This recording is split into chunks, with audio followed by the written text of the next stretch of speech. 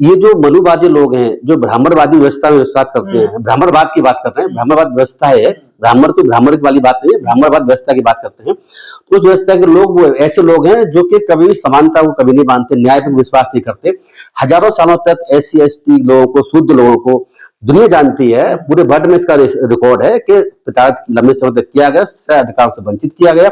अब ये जो लोग अब ये SC ST OBC के लोग जो हैं, जब अपनी बात को रख रहे हैं, UGC रेजोल्यूशन के समर्थन में आ रहे हैं, तो ये लोग नहीं चाहते कि असमानता पर बेसिस जो व्यवस्था चली आ रही है, व्यवस्था को लागू रहे हमेशा के लिए। इसलिए कोशिश तो मनुवादी लोग कभी भी जो ये नहीं चाहेंगे कि UGC इक्विटी वाले रेगुलेशन जो बने हैं वो बने और इनको अधिकार भी खत्म हो जाए। किस बात का अधिकार? जनरल वाले चाहते हैं, बहुत से लोग, मैं सभी की बात नहीं करूंगा, बहुत से लोग बहुत अच्छे भी हैं और जो SC ST OBC लोगों के साथ में और UGC इक्विटी गाइडलाइंस उसके फेवर में है। अंजी शर्मा जैसे लोग मैं देख रहा हूँ, बाकी और क्या लिया है, ऐसे और भी लोग मैं देख रहा हूँ जो और बहुत से चैनल पर बहुत से लोगों को मैं देख रहा हूँ वो उसका समर्थन कर रहे हैं। और ऐसा नहीं है तो, लेकिन कुछ लोग ऐसे जरूर हैं कि जो इसके अगेंस्ट है, वो जो चाहते हैं कि दलितों को या शूद्रों को लंबे समय से जो अत्याचार किया जा रहा है, उनके अधिकारों को वंचित रखा गया है, उनको ऐसे वंचित रखा जाता रहे और वो अपनी बात को उठाएं तो उनके खिलाफ विरोध करें। तो ये अपने आप को जो हमेशा आक्रामक रहे, हमेशा अत्याचारी रहे, बहुत से लोग वो अत्याचारी बने रहना चाहते हैं। उनके अगेंस्ट कोई बात आएगी तो वो चाहते हैं कि हम उस बात को दबा दें आंदोलन। UGC के जो नए नियम आए हैं ये ब्राह्मणवाद या मनुवाद पे हमला कर रहे हैं? बिल्कुल कर रहे हैं। UGC के नए नियम है इसीलिए हमला है क्योंकि वो इक्विटी की बात करते हैं, समानता की बात करते हैं। कोई भी संविधान ले लें या SCC एक्ट ले लें या सिविल एक्ट ले लें या UGC इक्विटी रेगुलेशन 2026 को ले लें या 2012 को ले लें, तो ये जो भी है वो समानता की बात करते हैं, इक्विटी की बात करते हैं, समता की बात करते हैं। तो वो चाहते हैं कि यूनिवर्सिटी में समानता बनी रहे। समानता जो है हमेशा मनुवाद के अगेंस्ट होती है। मनुवाद का क्या है? मनुवाद ऐसा बात है जो कि ब्राह्मणवाद या मनुवाद कह सकते हैं, ऐसा बात जो गैर बराबरी टिका हुआ, वो दो इंसानों को समान नहीं समझता। दो इंसानों को जो समान नहीं समझता, किसी वजह से भेदभाव करता है जाति के आधार पर, बहुत ज्यादा पर, ऐसी व्यवस्था को मनुवाद और ब्राह्मणवाद की संज्ञा दी गई है। और ये व्यवस्था जो है हमेशा समानता के अगेंस्ट है। समानता को कभी लोग स्वीकार नहीं कर सकते, तो इस तरह सोच रखे हुए हैं। इसलिए जो लोग इस तरह सोच रखे हुए हैं वो UGC इक्विटी गाइडलाइंस का विरोध कर रहे हैं क्योंकि वो समानता को बढ़ावा देती है। मनुवाद तो महिलाओं को भी गैर बराबरी की नजर से देखता है और इसके समर्थन में तो महिलाएं आ गई हैं, महिलाएं नारे लगा रही हैं मनुवाद जिंदाबाद। यही तो चिंता की बात है क्योंकि उन लोगों को ये नहीं पता कि मनुवाद की जो व्यवस्था है वो महिलाओं के अगेंस्ट है। अगर लंबे इतिहास को देखेंगे, मनु किताब को पढ़ेंगे तो उससे मनुस्मृति को पढ़ेंगे, साफ क्लियर हो जाएगा वुमेन्स के अगेंस्ट भी वो जो किस तरह की भेदभाव वाली बात थी। और वो SC ST OBC की वुमेन्स की बात नहीं थी, वो जनरल वाली वुमेन्स के अगेंस्ट भेदभाव की बात है। तो एक बात अब मैं आपको बता दूं, अगर मनुस्मृति को देखें तो वो खाली SC ST OBC का भेदभाव नहीं करती खिलाफ जाति के आधार पर, वो जनरल में ब्राह्मण क्षत्रिय वैश्य में भेदभाव करती है। ये बात समझनी है कि ब्राह्मणों के जो कोई अधिकार है वो ज्यादा है, क्षत्रियों को उससे कम है, वैश्यों के उससे कम अधिकार है और शूद्रों को तो बिल्कुल नीचे का अधिकार है या उनका अधिकार है ही नहीं है। तो ये जो मनुस्मृति है वो सिर्फ ब्राह्मणों को ऊपर रखती है, बाकी तीनों वर्णों को और अनटचेबल्स को तो बहुत नीचे रखती है। तो ये बात की व्यवस्था है, मनुस्मृति व्यवस्था है, वो क्षत्रिय वैश्यों के अगेंस्ट भी है वुमेन्स के साथ साथ। सर UGC इतना बड़ा मुद्दा हो गया कि आप मोहन भागवत को भी इस पर बयान देना पड़ा, लेकिन सरकार इससे बचती नजर आ रही है। सरकार जानबूझ के बच रही है। अब सरकार दोनों तरफ हाथों में लड्डू लिए हुए है। वो नहीं चाहती कि SC ST OBC को भी नाराज करे, वो ये भी नहीं चाहती कि जनरल समाज है उसको नाराज करे, इसीलिए वो बीच में चुपचाप आके बैठी है। वो साइलेंट मोड पर है, उसने अपना मोड साइलेंट कर रखा है, बिल्कुल भी ना इधर बोल रही है ना इधर बोल रही है, क्योंकि उसे ऐसा लगता है कि इधर बोलेंगे तो इधर को नाराज, उधर बोलेंगे तो इधर को नाराज हो जाएंगे, इसलिए ऐसा नहीं बोल रहे हैं। कोर्ट की रोक लगाने से पहले तो जो सवर्ण क्लास है वो गाली दे रहा था, अब OBC या जो पिछड़ा समाज वो गाली दे रहा था। दोनों तरफ से गाली उनको पड़ रही है, दोनों तरफ से गाली, पहले उनकी गाली पड़ी अब इनकी गाली पड़ रही है। तो इसीलिए वो साइलेंट है, वो अपने वोट पॉलिटिक्स के हिसाब से गुनाहबाद करके अपनी बात को चुप रखे हुए हैं। ये बात जाता मोहन भागवत की बात करी तो मोहन भागवत जी ने बात ठीक बात है, कुछ समय पहले ये कहा कि भाई इसमें जो है ऐसी कोई इसमें किसी के अगेंस्ट नहीं है और इस तरह के विरोध नहीं करना चाहिए, और जो लोग नीचे गिर गए उन्हें नीचे उठाने की जरूरत है, तो सहारा देना है, सहारा देने की आवश्यकता है। मोहन भागवत ने बात की, बात अच्छी भी है, ये बात कहीं भी गलत नहीं है, ये बात ठीक है। लेकिन मोहन भागवत जी को आप जानते हैं, RSS को जानते हैं, वो कहते कुछ है करते कुछ है, तो इसकी आड़ में पता नहीं उनको क्या उनका एजेंडा होगा, वो भी आगे पता चल जाएगा। सर पिछले 1-1.5 महीने से लगातार बहस हो रही है UGC के नए नियमों पर, लेकिन बीजेपी अपने जो मुख्य प्रवक्ता है या जो बड़े नेता है वो बिल्कुल इस पे चुप है, बिल्कुल वो कोई अपना बयान नहीं दे रहा सर इस पर। वो देंगे भी नहीं, जैसे हमने बताया ना कि उनको वो पॉलिटिकली वोट का नफा नुकसान देख रहे हैं, वो जिधर भी बोलेंगे दूसरी तरफ के लोग नाराज हो जाएंगे। तो इसलिए वो चुप बैठ करके अपना चुप लगाए हुए हैं। लेकिन मैं इंडायरेक्ट रूप से बता दूंगा, अंदर ही अंदर वो जनरल के साथ मिले हुए हैं।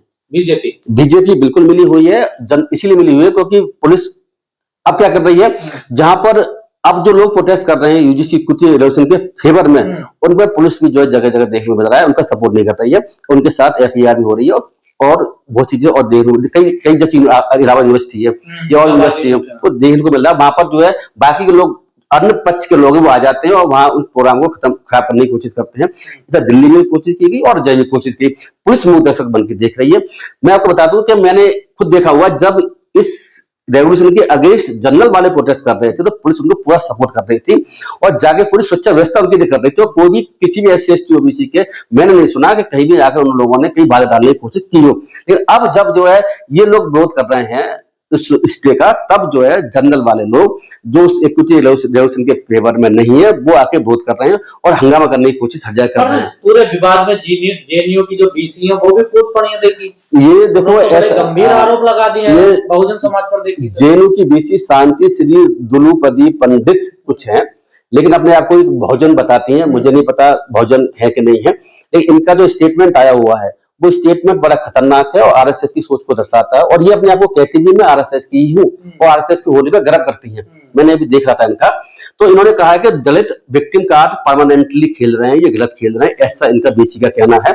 यूजीसी गाइडलाइंस के संबंध में उसका कहना यह है कि दलित जो है अपने आप को टेम्परेरी विक्टिम मान के चले तो ठीक है, ये परमानेंटली विक्टिम मान के, जैसे ब्लैक लोगों ने अमेरिका में विक्टिम मान रखा था अपने आप को, और विक्टिम कार्ड खेल करके जनरल के लोगों को शैतान बता के चलेंगे तो इनको लाभ नहीं होगा, नुकसान होगा, ऐसा उन्होंने कहा है। बीसी को दिखाई नहीं देता सर कि बीसी को दिखाई बिल्कुल नहीं देगा, भेदभाव होता है नहीं होता। देखिए ऐसा है, अगर ये बहुजन समाज से है भी है जैसा कह रही है, मुझे जानकारी नहीं है किस समाज से आती है, बहुजन समाज में अगर ओबीसी की है किसी और समाज की भी है, तो उस स्थिति में कह सकता हूँ कि अगर वो आरएसएस से जुड़े हुए हैं, आरएसएस की शाखा में जाते हैं, तो उनका बहुजन समाज का होने ना होने का कोई मतलब नहीं है।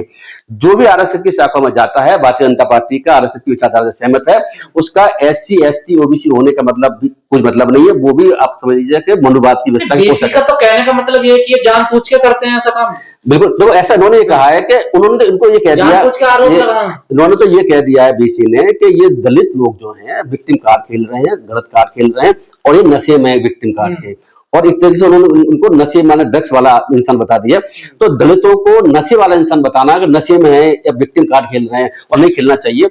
और इनको ये नहीं पता कि जगह जगह जो दलितों के साथ अत्याचार चल रहे हैं, आज भी चल रहे हैं, बहुत लंबे समय चलते, हजारों सालों चले आ रहे हैं, और सुप्रीम कोर्ट जजमेंटों में, पार्लियामेंट में इसकी बिल्कुल डॉक्यूमेंटेड है, कोई बात ही नहीं है इसमें। इसके बावजूद भी इनका ये कहना विक्टिम कार्ड खेल रहे हैं, विक्टिम कार्ड खेलने रहे, विक्टिम हैं, अभी विक्टिम है, हमेशा विक्टिम रहेंगे, क्योंकि जनरल के लोग, बहुत सारे लोग ऐसे हैं जो भेदभाव पर आधारित व्यवस्था को पोषक हैं, मनोवादी व्यवस्था के पोषक है, वो कभी नहीं चाहते कि वो जो है SC ST OBC के शुद्ध लोग समानता के आधार पर। जेएनयू की बीसी की ऐसी सोच है, तो जो वो दूसरे कॉलेज या विश्वविद्यालय उनकी क्या सोच होगी? यही सोच है, तभी तो यूजीसी की गाइडलाइंस बनी थी, तभी तो ये बात कही गई थी कि इनका चेयरमैन तो ये होगा। तो चेयरमैन जो है बीसी वो लोग होंगे जो बीसी बने हुए हैं जहां पर यूनिवर्सिटी होंगी, तो बीसी तो ज्यादातर कौन लोग हैं? SC ST के लोग तो है भी नहीं है, OBC के चंद लोग जनरल लोग हैं। लेकिन जब मैं फिर बताता हूँ आपको, अगर बीसी जो है वो अगर RSS ने बनाया है उसको, प्रिंसिपल किसी को RSS ने बनाया हुआ है, तो मैं फिर कहूंगा SC ST OBC के होंगे, तब भी वो RSS की व्यवस्था के हिसाब से काम करेंगे,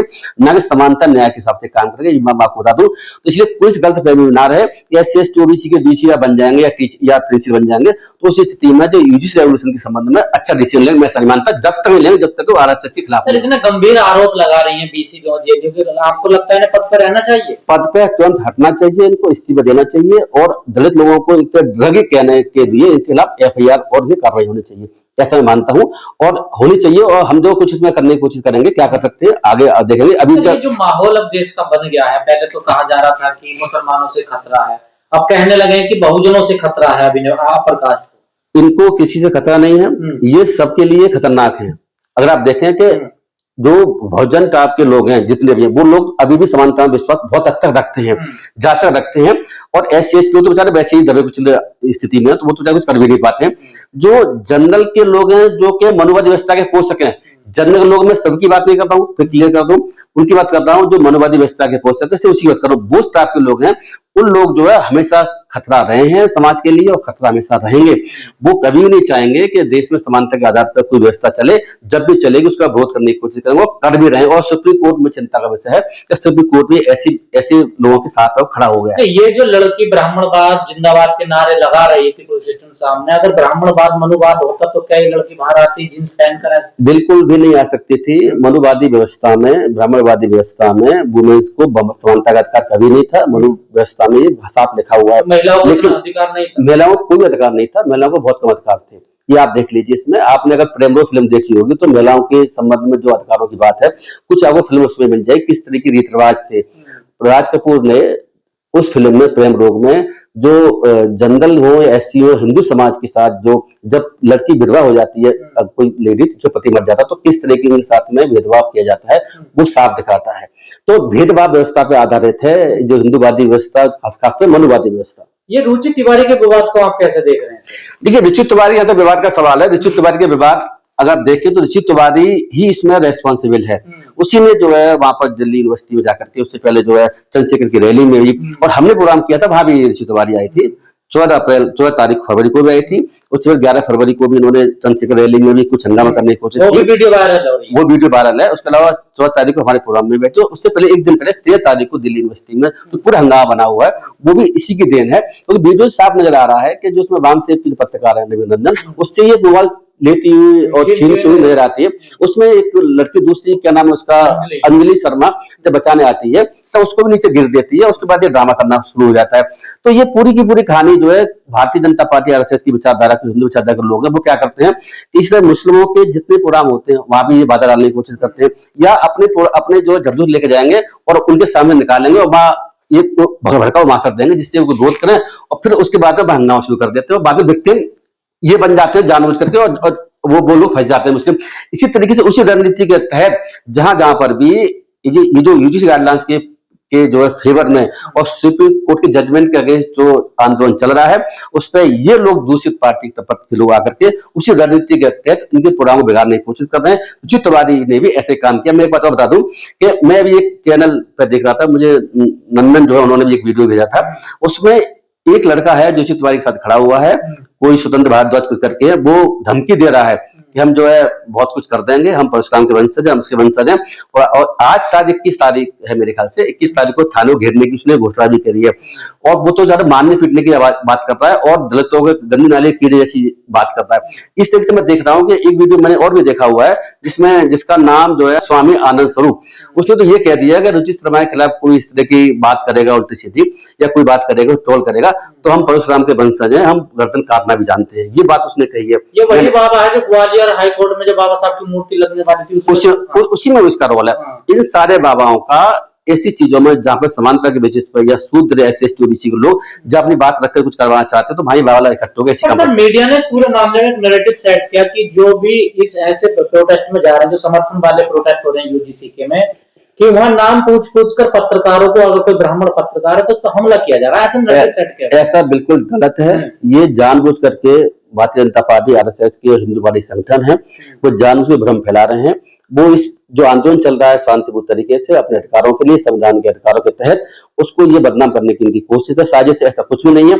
आप एक बताइए कि रुचि तिवारी की इंसिडेंट है, रुचि तिवारी के इंसिडेंट में जिस लड़की को, क्या नाम था उसका, अंजलि शर्मा को नीचे इसने पटका, वो किस जाति से है? वो ब्राह्मण है, वो खुद ब्राह्मण है। दूसरी नेहा, क्या नाम है, नेहा शर्मा, वो भी ब्राह्मण है।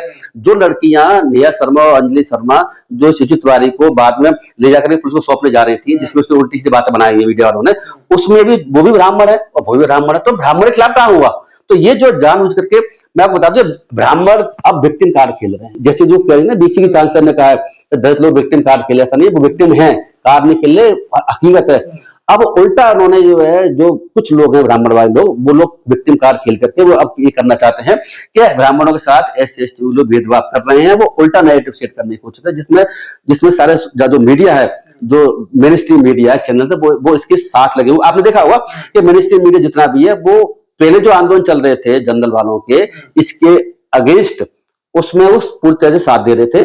और जब आंदोलन चल रहे हैं दूसरी तरफ के एससी एसटी ओबीसी लोगों के, जो इसके फेवर में, समर्थन में और जजमेंट के अगेंस्ट में, तब क्या स्थिति है? तब ये बिल्कुल इसको बिगाड़ने की कोशिश कर रहे हैं और इनके खिलाफ चल रहे हैं। आप देख रहे होंगे इस चीज तो को। क्या उम्मीद लगता है सर आपको, क्या होगा 19 मार्च? देखिए ऐसा 19 मार्च को, जैसे हम पहले भी कह चुके हैं, हम भी उसमें पार्टी बनने के लिए तैयार हैं और जाएंगे, अपनी बात रखेंगे। लेकिन मैं ऐसा कह दूं आपसे कि सुप्रीम कोर्ट के 3 जजेज जिस बेंच जो सुनवाई आगे करेंगे, तो वो जजेज कौन होंगे अभी क्लियर नहीं है। अभी तो दो जज बेंच इसको सुन रही थी, आगे क्या होगा मुझे नहीं पता। लेकिन मैं ऐसा कह सकता हूं कि सरकार के दबाव में सुप्रीम कोर्ट काम कर रहा है, और सरकार जैसा चाहती है उस तरीके से, जहां सरकार इन्वॉल्व होती है किसी केस में, तो सुप्रीम कोर्ट उसका डिसीजन देता है। ज्यादातर ऐसे देखा गया, कुछ एक केस अब बात हो सकते हैं इस केस में, क्योंकि सरकार की अलग हड्डी बनी हुई है। जो पहले स्टे किया गया उससे मुझे साफ नजर आता है कि ये केस, मुझे लगता है कि एस एसटी लोग हार सकते हैं। अब प्रॉपर तरीके से बात नहीं रखी गई, क्योंकि सुप्रीम कोर्ट ने पहले हम लोगों को एक तरीके से बता दिया कि ये लोग जो है गलत कर रहे हैं, और ये बताने की कोशिश की है कि ये जो यूजीसी गाइडलाइंस है वो ब्राह्मण लोगों को, जनरल लोगों के आगे, जबकि ऐसा उसमें कुछ भी नहीं है। तो उन्होंने बिना जज उसको पढ़े हुए ढंग से और बिना विचार किए हुए, बिना आर्गुमेंट हुए, पहले मानसिक जजों ने बना लिया है। मैं इसके सहमत नहीं।